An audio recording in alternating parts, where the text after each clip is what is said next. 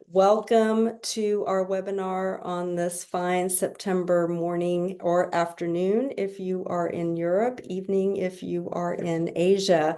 I want to introduce myself. I am Teresa Dionise, the VP of Marketing here at DESelect. Very happy to have you guys here to talk about the results of our survey, what consumers really think about your emails. And I am here with my fearless leader, our CEO at DESelect, Anthony Lamont. Okay. Hi, everyone. Thank you for the great introduction, Teresa. You bet. All right. So I want to have Anthony tell you guys just a little bit about DESelect for those of you who are just becoming aware of us or who may not know so much about us. I'm going to have Anthony give you a quick overview, and then we are going to dive right into our webinar today. All right, so thank you for that. And real quick, who are we? We enable marketers, typically in large enterprise or mid-market, to really transform how they can use Marketing Cloud and instantly optimize it. Our MOP, Marketing Optimization Platform, consists of 3 modules. Now, some people on the call today already use one or multiple of these, so maybe others don't. And so what are these? We have these like segments, your favorite drag and drop segmentation solution directly inside of Marketing Cloud. We have DESelect Engage, which is super advanced. Send frequency optimization. So we go even a bit further than just capping. It's also optimization. And then, of course, our free tool, DESelect Search, the search bar for Marketing Cloud. We'll partner closely with Salesforce, always have, working together with a number of very prestigious firms.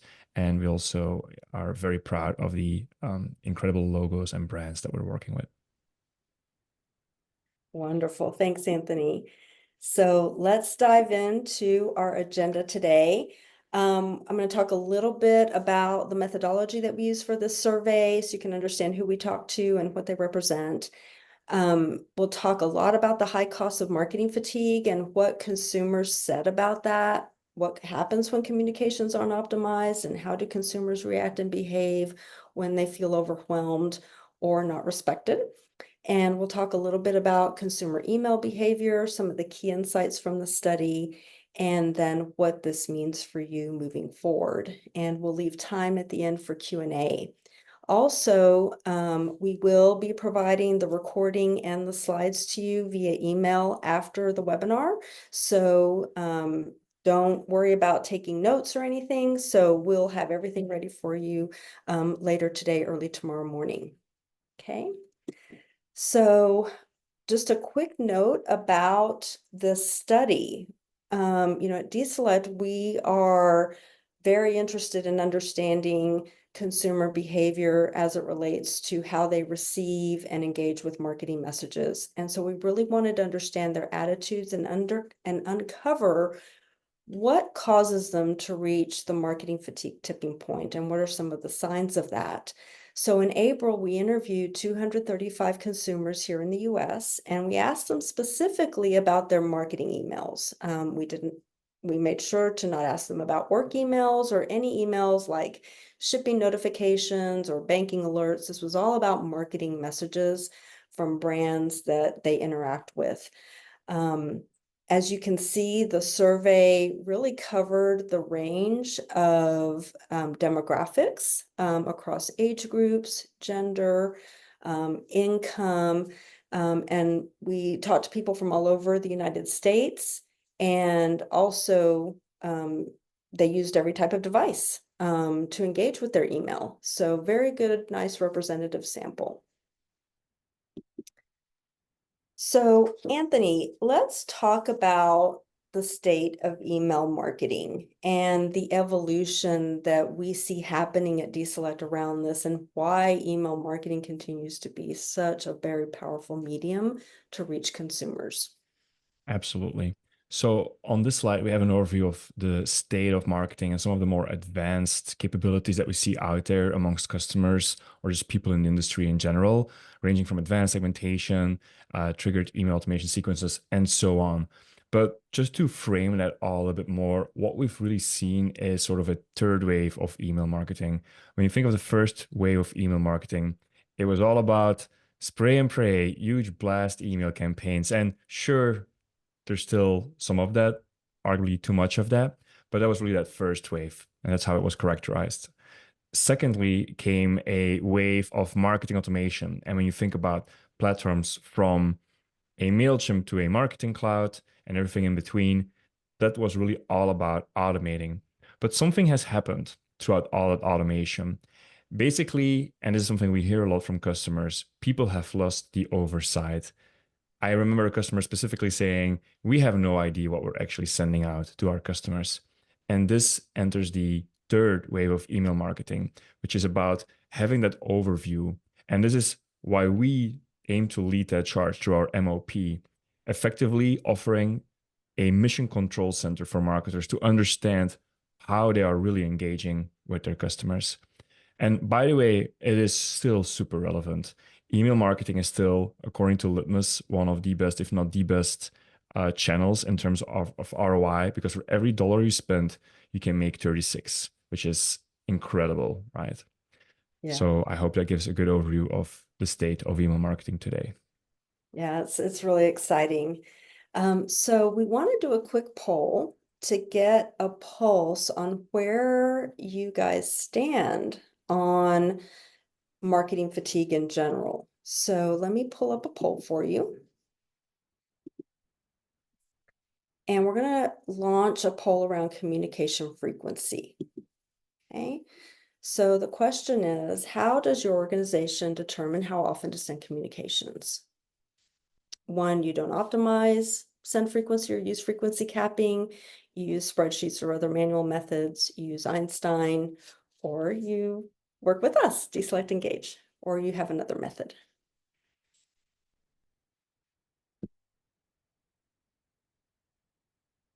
And then as soon as we get those poll results back, I'll share them and we'll see where you guys stand. We're starting to see it's pretty, I can see why some of you are on the webinar. So a lot of you don't optimize send frequency or use frequency capping yet. Okay, we've got really high participation. So I'm going to end the poll and publish the results. All right.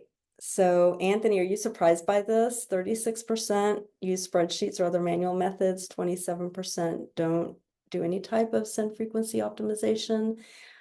So way over half are using nothing or a very kludgy method. Right. Not surprised. No, not really. Yeah. The Excel still really runs a lot of the world, and unfortunately, campaign planning and send frequency management is no stranger to it.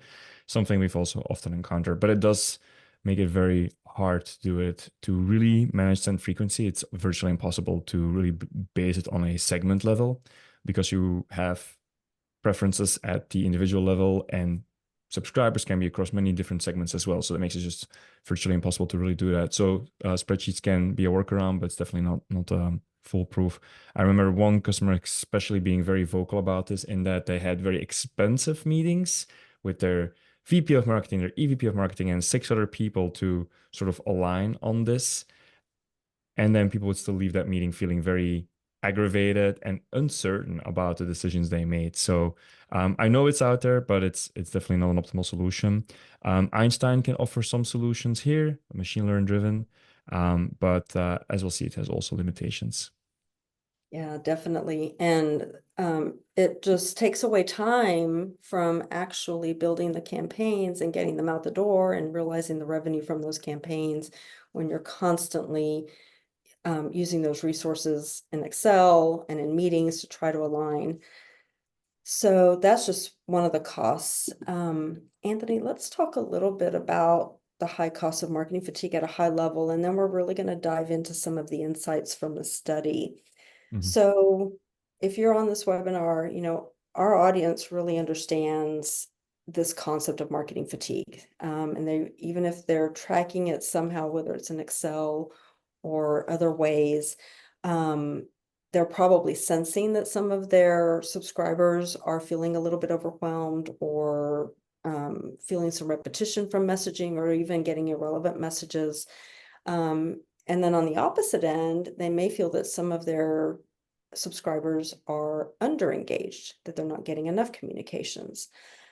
why is this issue of marketing fatigue so relevant today, in your opinion, Anthony? That's a great question, and I see typically three general themes reemerging. Number one, the most obvious one, unsubscribes. When people get bombarded by messages, they're more inclined to unsubscribe.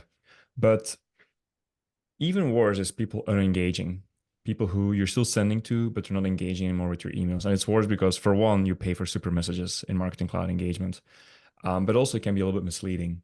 So that's the first category. The second one is compliance, making sure that you're compliant to either law or maybe internal company policies. And some industries are more prone to these than others. I'm specifically thinking about the pharmaceutical industry as well as financial services. This is a huge topic. And the third one, and you've already alluded to it, Teresa, is leaving money on the table because it's not just about capping. You can actually use send frequency to find the optimal amount of sends. And we'll talk more about that later. Awesome. So yes, let's get right to the heart of the insights from our survey of these 235 consumers and the primary indicators of marketing fatigue. So we asked them, what do you do with emails you find irrelevant or overwhelming in quantity? And consumers will ignore or instantly delete these messages, but overwhelmingly 45% will unsubscribe. And 10% actually do the very last thing we want them to do, which is mark us as spam. And so this, is very, very concerning. So Anthony, what do you think are some of the common mistakes that marketers are making that lead these consumers to take these actions to unsubscribe or mark a sender as spam or even abandon a brand entirely because they are so fatigued? Absolutely. So the first one is probably the most obvious one, irrelevant messaging, whether it's because your data is insufficient or not enriched enough so you can do the actual personalization that you want to do, or the actual content isn't as great or not as specific to that person. Those are very common themes, very expected themes. But the other one is also very obvious once you start thinking about it, but not everyone takes into consideration, and it is that timing is everything. So having bad timing with a message can really be um, have a very poor customer experience. And just think of one of the most common use cases here is it goes a little bit beyond marketing, which is to look at service complaints by customers. And so one way to set this up in Marketing Cloud would be to integrate what is typically in Salesforce Service Cloud, integrate cases, and then have suppression lists for customers who maybe have filed a complaint. Because what you don't want to do is a customer who just submitted a ticket about something they're just, you know, completely infuriated about, and then send them a promotion just an hour later. So that's something like, don't do that.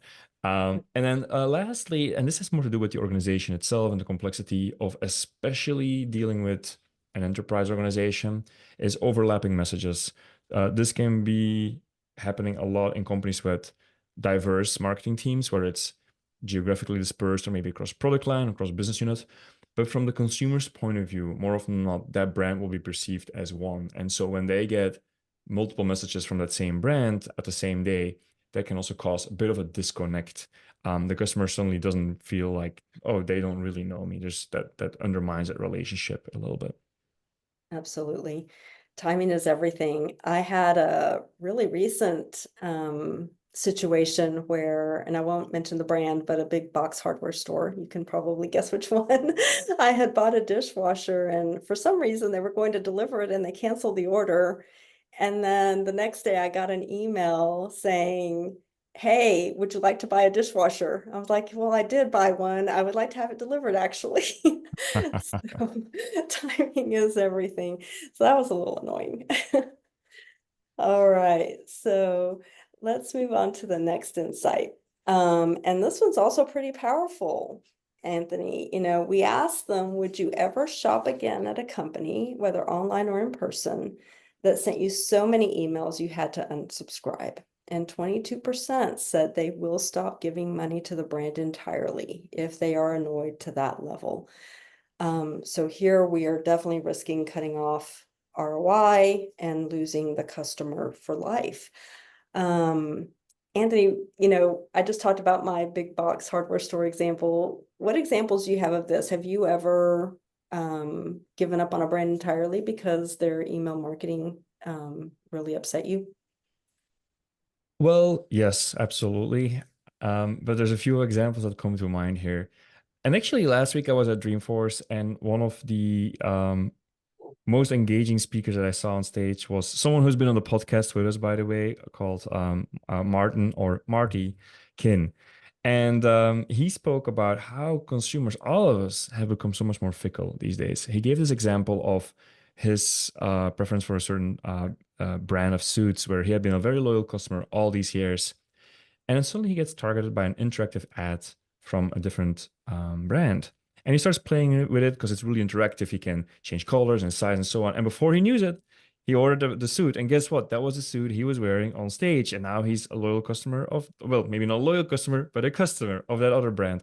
But that just really shows how fickle we are when the messaging is off, or how behavior has changed. Now, more to back to like a personal example of mine. I will also not mention the brand, but I recently bought or ordered a high-end chair. And while I was sitting in the store and they're filling in my order, I can clearly see they're using Salesforce, right? That's one of these funny things you have once you've worked with Salesforce, you can easily recognize the software. And they're submitting the order, and they're actually even asking me, would it be okay if we add you to our email list? And I'm like, you know what? No, thank you. I'm good. And so they say, okay, we'll only put you on the list that confirms the order, and that's all. And fine, that makes sense. And since I have probably received 8 dozen emails, and I think they now stopped, but it took a few days even to register my unsubscribe. So that's a very jarring kind of experience, especially when in store you say, no, I don't want to receive communication. So I don't know if it was the rep's fault or if something is misconfigured in their org, but that was a bit of a disconnect for me. Yeah, that's interesting. Definitely a workflow problem where your request didn't make it through in time. That's really interesting and unfortunate Mm. because I know you're going to love your chair.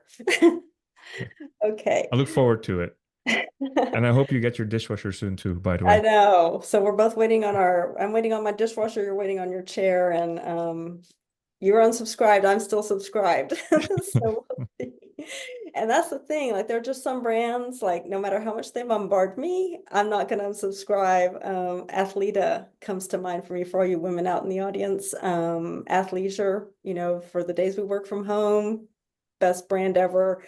They bombard me multiple times a day with emails, and part of it, I don't unsubscribe because I love the brand, and there's a little bit of FOMO going on too. Like, am I going to miss a promotion? Am I going to miss a new drop? So you never know. Again, like Anthony said, we are so fickle. All right. But building on what Anthony just talked about, with his story about unsubscribing, this is really funny too. This is where consumers sometimes tell us very different things. They tell us one thing, but they behave in a different way. So that we ask them, do you wish there was more regulation and enforcement around email laws? And as you would expect, 85% said yes, please strengthen email regulations. Um, so Anthony, you've got a great story about this around the paradox of privacy. Mhm. Let's talk about that, and then any advice you might have for the audience. Besides, just don't do this. If somebody unsubscribes, don't email them. For sure. Because I think this result tied in really nicely into some of Salesforce's own research, again, presented at Dreamforce last week, where they get similar results to this chart, where you can see people, want more privacy. But at the same time, when consumers are being asked, are you comfortable sharing personal information to be better targeted, to have more a personalized experience? A big number of people say yes too. And so that is an apparent paradox. Of course, the lesson learned there is you can collect data on people if you use it well. And so brands are forgiven when they use very personal information, but in a very good way, in a non-intrusive way, perhaps. So some ways to deal with that is have good privacy policies internally in the company. I know it doesn't sound the most exciting subject perhaps for some of you, but it does form a foundation for great marketing. And related to this, explicit opt-in procedures. So this especially, I mean, obviously I'm European. This, especially in Europe, is much more sensitive. And for teams who market internationally, not always a given, but I've seen it myself where there's just much more sensitivity about opt-ins in Europe. And then for some reason, especially in Germany, that's where it really stands out. That's where you have to be really careful. Um, it's a little bit less so in the US in terms of legislation, but people are still annoyed when you start emailing them, right? Even based on our stories, when you didn't provide that opt-in. So consent, important. And then also make sure you have good data protection measures in place. This goes beyond marketing, of course, but a very important foundation too for your data strategy. So Anthony, one of our guests, and I hope I say your name correctly, Elias has a question. So I'm gonna, Elias, I'm gonna push the button to allow you to talk and ask your question. He's raised his hand. Okay, ask away. I'm sorry, I never raised my vote. Sorry, never raised the hand. Oh, okay. Probably just a swipe of your hand across the keyboard or something. No worries. All right, I will take you off then. But this is a good moment to let you guys know if you guys do have any questions, feel free to chat or raise your hand and we can put you on the speaker, okay? Thanks. All right.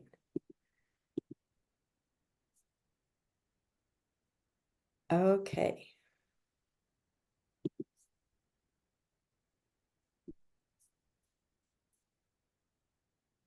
Let me Right. let me get this there. All right. So, Anthony, the consequences of marketing fatigue. And I'll go ahead and build this slide out. Yeah, So thank you, that the Teresa. audience can see. So I already alluded to it a few slides ago what the major risks are, but here we have them summed up nicely. So that increased unsubscribe rate, we've now talked about it, the disconnect, the jar, people clicking unsubscribe, or just unengaging, right? People just ignoring emails from certain brands. I personally can deal with an unread email in my inbox. I always go for inbox zero, but some people do manage their inbox that way. So also keep an eye out for that. Customers who haven't engaged with your content or clicked on it or so on for months at end are maybe not the best subscribers. This, by the way, has gotten harder. It's also something that we consider in our own marketing, but because of the changes Apple has made to Apple Mail, you can't track clicks and opens anymore. So now filtering out who is unengaged or maybe still reading your email but just not being tracked has gotten harder. So that's one challenge there that we all face in email marketing. Number two, compliance risk. So we already talked about that 85% of our people who we surveyed, they want more email regulation enforced. We spoke a lot about that at length, but I think one of the most insightful people for most, one of the most insightful things for most customers when they first start delving into this topic is the loss of revenue, because you see, people will stop giving money to a brand if they're annoyed or unsubscribing, but at the same time, you may also not be getting the most out of your email in the sense that you could be sending more communications if only you knew what that point of saturation was. And that's also a way that money is being left on the table. Perfect. Awesome. All right, so let's get into some more stats from the survey.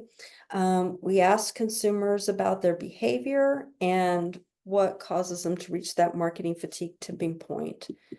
So one of the things we love seeing, of course, is that email continues to be their preferred channel to receive marketing messages. And this is great news because, as Anthony talked about, the ROI is insanely good. For every dollar spent, you get $36 in return. So, Anthony, why do you think, from a consumer standpoint, email continues to be their number one choice to receive marketing messages over SMS, push, and social? Mm-hmm. I think some of it is intuitive, and I might be projecting, but text and push tend to be a lot more invasive. And with email, you have more control over it in the sense that I can choose when I open my inbox, but I can't necessarily choose when I get a text message or a push notification.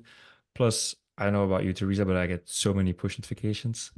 So it's one of the first things I do when I install a new app. I just turn them off. There may also be something else at play here, which is a little bit harder to deduce just based on these results, but also the largest group of audience, like the largest group of consumers, may just be more used to using email. Not all of this may be applicable to, for instance, the younger generations where email is getting like a little bit out of fashion. But who knows? Maybe as that generation matures, they will also adopt email more. Yeah, it's going to be interesting as Gen Z enters the workforce and email becomes more part of their daily habit. Does personal email also enter into that equation? We Mhm. shall see. But And yes, and bills, like they'll have bills to pay, and those will come via email, right? So exactly. Um, they do need to pay their bills. So we'll see how I'm thinking of my daughter who is a Gen Zer and refuses to use email.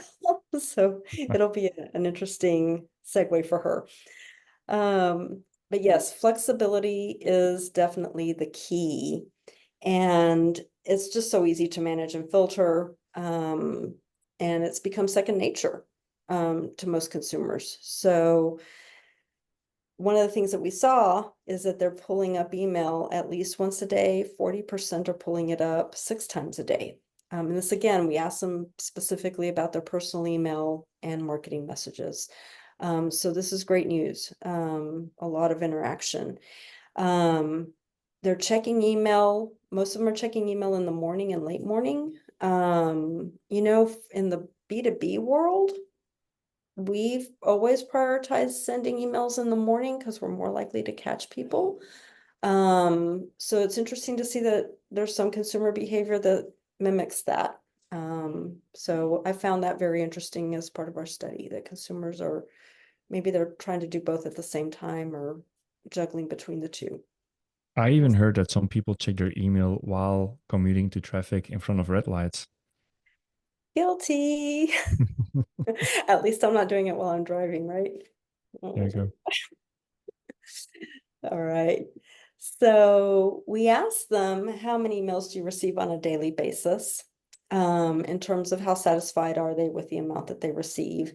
51% said that they're satisfied, they're receiving a good amount. The other half said they're getting too many. And again, this was specifically around marketing emails from brands. Um, of that group that's unsatisfied with the amount, 12% said they feel overwhelmed. So it's not huge, but that's more than we want to see, right? Anthony, any insights around this you think that contribute to, and it's pretty evenly split, which I thought was interesting. That half are pretty satisfied and half are not. Again, that fickle consumer. We see that all the I time. guess half the people on this call just have to do better. I'm kidding. There Um, you go. it's kind of funny that it's so evenly balanced. And this is also like a very general question because people's answer again might be different across brands. To your point of, Yeah, you just with a brand that you really like, you talked yeah. about earlier, Teresa, that can just email you as much as they can, and you'll always read their email. You'll always be happy to receive emails from them. So, but it is also encouraging to see that so many people are actually satisfied by the amount of email they get. Mhm. Spam filters have gotten better in recent years, and Yeah, I think people have more control over opt-ins, and companies are actually in general, respecting opt-ins. I think that's great. It's a great trend. exactly. Perfect. So this is a great one. And I think the audience is probably chuckling about this one, right? The consumers say they max out at five emails per week from the same brand before they feel overwhelmed. So Anthony, we are not saying, hey, everybody, send 5 emails per week, right? Oh, we aren't? No, of course not. So there's no magic number. Yeah. and it will be really dependent on your service and your company or brand and what you're emailing about. So context, as always, matters. Also, sometimes it can be more than you expect. So we worked with one customer that was doing, or that thought just very intuitively that they could be sending 2 emails per week. It was literally when their marketing team was asked, okay, what's going to be the frequency capping rule? 2 was the answer. But then as they started to experiment with send frequency, they found they could actually push harder and they could go up to 3 emails per week without engagement metrics suffering.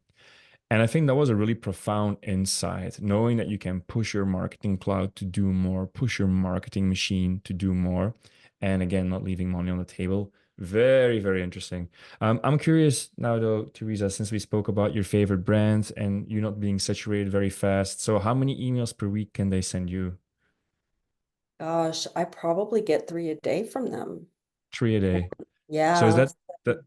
that can be like the gold standard for the audience? The moment you can send 3 emails per day, you've hit the Teresa standard for email. So Yeah. And if they have a friends and family promotion going on, then it's even more than that. Like they're constantly reminding you. And I have not signed up for text because it is too intrusive. I'm at work, I'm a Mhm. busy person. I can't keep being interrupted with text messages. But no, their emails are beautiful. So, and they have, they feature Simone Biles, who doesn't love her, in their emails. So it's just awesome. So yeah, if you're delivering that great experience and it's personalized and the recommendations that they give, that's the key. So sometimes you can tell it's coming from different parts of the company, right? Sometimes it's an email that's just in general, it's the friends and family promotion. Sometimes it's, hey, we saw you checking this out. Mhm. There's more colors available, things like that. But yes, and then some brands you just get overwhelmed and you unsubscribe. I think another one is, we have a couple of nonprofit customers, and we're going to talk about one of them at the end. And with nonprofits, it's really interesting because there's so many areas that I'm passionate about from a nonprofit standpoint, organizations that I give to or organizations that I follow because I'm interested in the good works that they're doing. And even though they may send a lot of emails, there's a part of me that doesn't want to even update my preferences because I would Mhm. feel bad, right? Because I want to know what's going on with that organization, even though sometimes I do ignore them. But so yeah, Interesting. you just never know what consumers are going to think. But again, those are the other types of organizations that probably don't need to worry too much about overwhelming me personally. So. And guys, if you have any fun stories about your own experiences as a consumer, we'd love to hear them in the chat because share what works and what doesn't for you personally. And maybe some of our guests can take that and just use it as anecdotes in the next meeting that they have with their teams. Excellent. All right. So no surprises here. What contributes to marketing fatigue? Irrelevant content is number one, followed by too many emails at number two, followed by I'm getting emails after unsubscribing. So we bring it all home, everything we talked about today, laid out for you in one beautiful pie chart. Yeah. And I think that the one piece of the pie here that says emails after unsubscribing is probably one of the most jarring experience you can have as a consumer. And by that time, you've already checked out of the brand. So um, um, this is the reason for me to immediately hit spam in my own inbox. And I'm maybe somewhat counterintuitively or surprisingly, I'm very strict in with these kind of things. I'm not so forgiving. And I noticed it once in a while from a brand that I haven't engaged with for a few years that I suddenly am on a mailing list again. And what that suggests to me is that one of the challenges with brands is the turnover of team members and that knowledge gets forgotten or how opt-out lists worked were forgot is forgotten. And suddenly people who have opted out are being sent again. But this is extremely damaging to the company. On a technical level, it might actually hurt your send reputation because you're suddenly going to have a mass of spam notifications. And another tangent on a tangent, but one of my first marketing automation projects ever was an energy company, and we were installing Pardot. And the project wasn't even officially live yet when we suddenly noticed an email had gone out to about 10,000 recipients, and it had more than a 10% bounce rate, which immediately got the company in question, which was a reputable company, blacklisted with a number of ISPs. Now, I don't know if everyone ever has gone through the horror of being blacklisted by an ISP, but getting off that is not an easy matter. So some phone calls had to be made by higher ups and some explanation to be given, and it took a while to get it off. It was so detrimental to the sender reputation that even some sales emails were not being received anymore. So just a bit of a tangent story, but just why this is so important and why sender reputation isn't just some kind of weird technical metric. It has a huge business impact. So there's that. Another interesting thing here when it comes to irrelevant content is the more data you have, the more relevant your content can be, the higher engagement rates. And this is not just something that sounds theoretically okay. Again, study shared, and again, shout out to Marty Quinn, shared a wonderful slide about this too at Dreamforce, showing that correlation in Salesforce's own research. So gather more data, leverage it. This is what's going to make sure your content is more personalized and that your engagement rates stay high in a very competitive battlefield, which is email marketing. This is key, as a marketer for the last 30 plus years, this for me is the holy grail, right? Use that data to get the right message to the person at the right time, and make it relevant. Whether it's a newsletter, whether it's a promotion, discount offer, or new product launch, whatever, doing this type of work. And what we know is that if companies don't equip marketing teams with the tools to optimize these communications, they're going to find themselves falling behind. And as Anthony has so eloquently said, leaving money on the table. Spending more, but achieving less when you're not optimizing or contributing to under engagement with your subscribers. So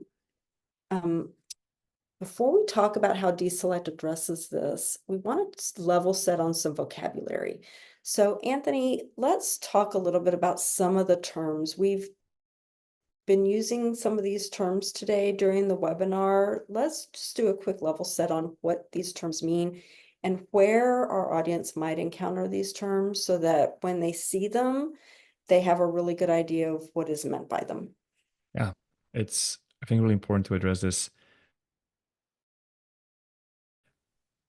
So much good. So frequency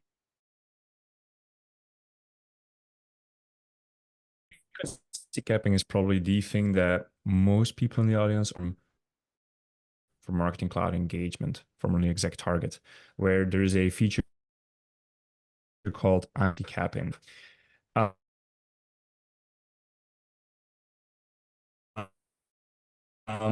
What that feature does is it will seek a saturation point for your customer and then prevent an email from going out. Now, this with Einstein, specifically with Einstein frequency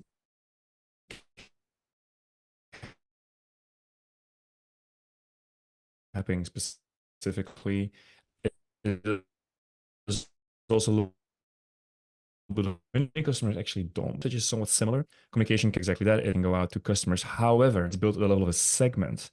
And that's not always ideal. Your subscriber journey and you want to see for that specific subscriber, they cap. And communication capping, it can also cap, but it's really about finding the optimal level of sense. And again, being able to not leave money on the table while being compliant, while avoiding unsubscribes and unengaged subscribers is the key here. And so it goes much further. It is actually a revenue generating capability, just beyond the risk avoidance, which is frequency capping, if that makes sense. And then maybe just for good measure, some people will also use the word saturation control. We use it too, right? And that leans a little bit closer to frequency capping. You could argue it's even a little bit more nuanced than that, but that's maybe a topic for another webinar. Perfect. Actually, we did do a webinar on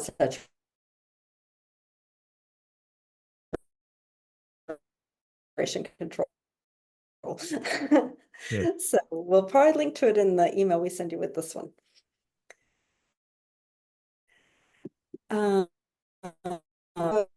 So at DESelect, and we have spent a lot of time building a solution to address these really important issues, and that will ensure that you're not overwhelming your customers and that you're engaging the right message at the right time. And that solution is called DESelect Engage. So I'm going to turn it over back to Anthony to talk a little bit about how DESelect Engage came about, and how it does transform Salesforce Marketing Cloud campaigns into stronger new drivers. Well, how it came about is an interesting story in itself. I think one of the keys to our success has been that we always keep to with customers and really listen to their needs. And at the same time, one of our execs, Eduardo, who just like myself came from a consulting background, had worked on Send Frequent together with our CTO and the rest of the team. We really validated the need and we figured out what frequency capping could be and what much more it could be, i.e. optimization. Right, so that's how it came to be. And these days it's changed. We have some really great brands, including brands like Sanofi, using DESelect Engage to manage their communication across the board. That's really cool. And looking at the image here on the right hand side, we've now mentioned, but it's not just about capping, it's not just about preventing over engagement, or it is this Goldilocks zone of send frequency that is just right. So what Engage does is it will help you build engagement, not fatigue. We can do that, deeply integrate into your journeys, or for email sends or any kind of send you want to do using Marketing Cloud, because there's multiple ways of doing that. And also across your business units. It's really important for us that our customers can manage this across marketing teams and whatnot. Which goes into making sure visibility is there. And then lastly, making sure you're doing what we like to call compliant messaging. So making sure you safeguard your reputation, making sure you're not breaking the law or your internal company policies. And again, very applicable for industries such as life sciences, pharma, but also financial services. Wonderful. So one of the things as a marketer that I love about DESelect is that across the marketing optimization platform for Salesforce Marketing Cloud, the company adheres to some key design tenets or principles. And it's really built with marketers in mind. So every product across the, or every module across the marketing optimization platform, including Engage, is intuitive. So all the things that Anthony just talked about, you're going to be able to perform these type of advanced actions using drag and drop tools, very minimal training, and the best thing, very little to no reliance on IT or technical expertise. So you won't face that bottleneck. It's also turnkey, very straightforward setup. And of course, with DESelect's customer success team at your side and the handholding that we provide, you're going to have that ease of getting it up and running. And one of the things that we also do is ensure that all your data remains secure within Salesforce. And that's part of also leading into the integrated part, the integrations that we do, how we work seamlessly within Salesforce to leverage the full power of Salesforce Marketing Cloud. It's such a big investment in Salesforce and Salesforce Marketing Cloud, and to be able to extract more ROI from it by being by using a tool that is fully integrated. You're not going to need to do a complex integration. You're not going to need to do any type of data migration or have any additional platforms when you use our marketing optimization platform.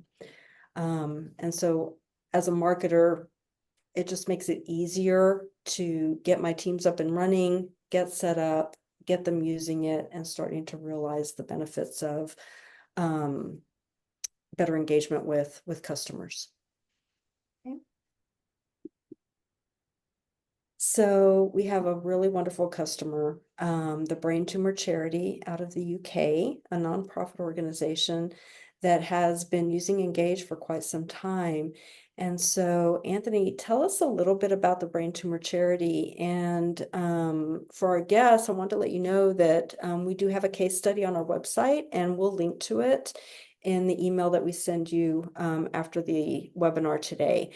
So you can read up more about how they're using DESelect Engage and some of the things that they've realized as a result. I love this story and I love this customer. First off, they're doing fantastic work for humanity. They are helping gather donations to further cancer research and treatment, making real impact in families for something that is very, very harsh and very, very damaging and can inflict hurt for people at all ages, right? So that makes it a little bit more traumatic too. So the bottom line here is that we help them increase, get more donations. And so that's, it's a nonprofit. So in a different context, that's more revenue. And I'm going to be honest, like I'm a tech guy, right? I know how hard it is to do marketing automation. And besides that, if you've been as long in the Salesforce ecosystem as I have, taking those things together, you're a little bit skeptical about promises like these. So even I was a little bit skeptical about that when I first heard, not about the success story, but about the idea of frequency capping. Okay, we'll see. And then frequency optimization. But seeing this vindicated by success stories like that, seeing that doubt scattered and see like, oh, we really can make that impact, is just tremendously rewarding for me as a marketing automation specialist and as CEO of this company. And so what they were dealing with was that their way of managing frequency capping and frequency optimization was just very time consuming. I believe they also had to rely on just very manual processes, spreadsheets, alignment meetings, and so on. Now, as they start to replace that and to start to play more with the frequency of their sense, that insight started to grow with them, whether it was that partially through our platform itself, which shows insights in how people interact, as well as just the available time that they had now that they didn't have to do had all that manual work. They start to get to know their own subscriber better. And so again, over time, that led to optimized donations. So it's a tremendously great result and really cool impact that we were able to make. Yeah, I love the story too, Anthony. I mean, Gina's amazing, and the fact that the better they do their job, the more money they can give to the fight for a cure. Yeah. And so it is a very powerful story. It's funny because as marketers, we sometimes always say, we're not curing cancer. Well, Gina kind of is. So It's a beautiful story, really beautiful story. All right. So first, thank you so much, everybody. One, for your patience at the beginning of the webinar for our late start, and two, for staying with us throughout this webinar as we unveil the results of this really great survey. We hope that you found it very, very helpful, and we wanted to open it up for any questions you might have. Marketers sometimes are shy, so if you prefer to chat your question, or I can open up for you to talk, either way, let us know if you have any questions at all. As I see that we do have some questions from Fanny. Fanny, if you like, you can take the mic. See if there's an answer in the chat. And if not, I'll just answer it this way. There we go. Okay. I'll start by answering. If you still want to take the mic, just raise your hand and we'll happily give you the opportunity. But Fanny's first question was, speaking about the amount of emails received from a brand, do you include transactional emails or only promotional ones? So I can interpret that question in two ways. Do you mean in general or for DESelect Engage specifically? So in general, I would definitely take it into the exercise, into the conversation that needs to happen internally when you think about saturation control. Because even though a transactional email is a transactional email, it is another touch point with a customer and it can be a little bit intrusive. So I see that you wouldn't be able to take the mic. Okay, that's fine. So to continue that to the answer, I would take it into the exercise. I would not limit your transactional sends because they clearly serve a purpose and they follow another send classification and probably can't even opt out from them. And that is okay. That is how it should be. But you may adjust the rest of your communication to them so that if a customer is already receiving all of transactional communications, you're not going to send them about anything else. That and a lot of transactional communications still mask some kind of marketing promotion. And it's even to some extent, if you follow certain rules, it's even allowed, even by data privacy regulation, such as GDPR. But again, consult with your data privacy officer. So that's first part of that answer. Second part is then like, can DESelect do that? Yes, absolutely. We can exclude transactional sends from being counted, or we can include them, whatever is aligned with your communication strategy. So that's number one. Your second question is, how does DESelect Engage perform versus Einstein in SFMC? So I think I already alluded a little bit to that answer, and we have more exhaustive documentation on this, and it's available. But to answer it, so first off, Einstein is a brand. It's not a single product. So I always like to put that out there because it's not that it's Einstein is just like one thing. No, it's like many little products across their portfolio. The one that resonates the closest to Engage is Einstein frequency capping. So Einstein frequency capping allows you to cap communications, but it is severely limited because you need to use the out-of-the-box subscription center of Marketing Cloud. And I have never seen a customer who uses that. You can work around that, but it's going to take a lot of code. So because of that, many customers already can't use Einstein. All the people tagged by Einstein will show as unsaturated because no one ever unsubscribed, for instance. So there's that. And even if you can use that, it is purely machine learning driven, and it's not very clear to anyone why a contact is considered saturated or not. And that in itself is not really helpful. Plus, most companies who want to do something with saturation control or frequency optimization, they want to install their own rules, business rules, not just machine learning rules. So that's a big part. And then the other Einstein that is somewhat related is Einstein send optimization. And I see you ask about that too. So send time optimization is completely compatible with Engage.